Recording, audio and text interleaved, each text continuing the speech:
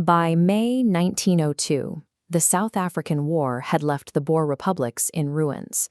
British scorched earth policies had burned thousands of family farms to the ground, and more than 26,000 women and children had perished within the fences of British concentration camps. The remaining guerrilla fighters were a starving, ragged force, surviving in the veldt clad in animal skins and sacking. Their bodies were covered in sores from a lack of salt and adequate rations. Despite this devastation, historical chronicles record a strange reaction among the defeated commandos.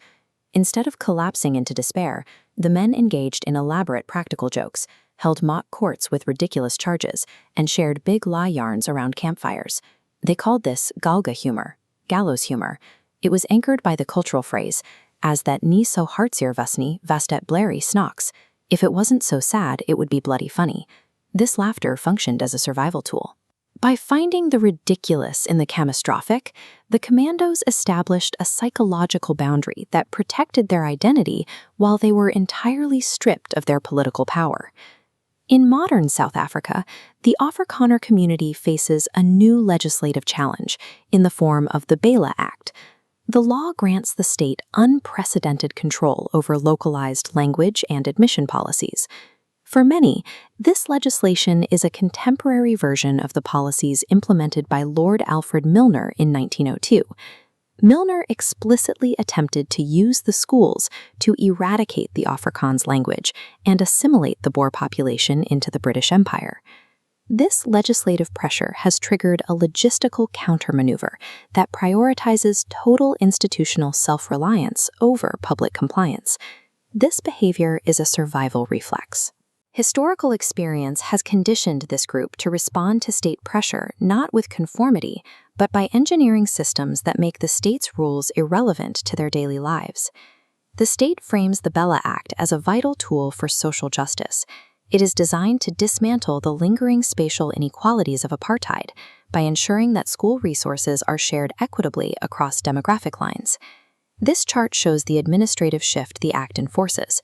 It moves binding authority over school admissions and language from local school governing bodies to a central provincial hub.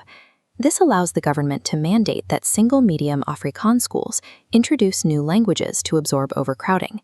This legal framework places the Afrikaner community's claim to mother tongue education in direct conflict with the state's national mandate for demographic equity.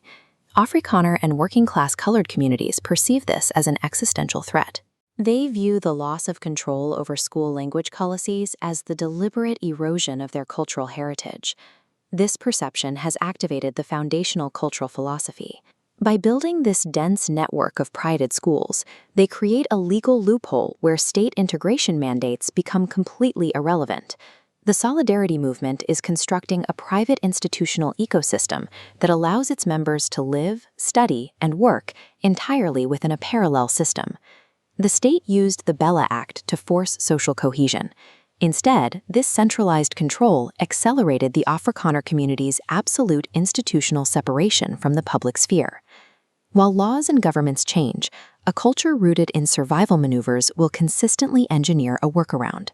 The BELA Act was crafted to dismantle localized enclaves. By 2026, it has instead incentivized a well-resourced minority to withdraw their capital and expertise into a parallel system the state can no longer reach.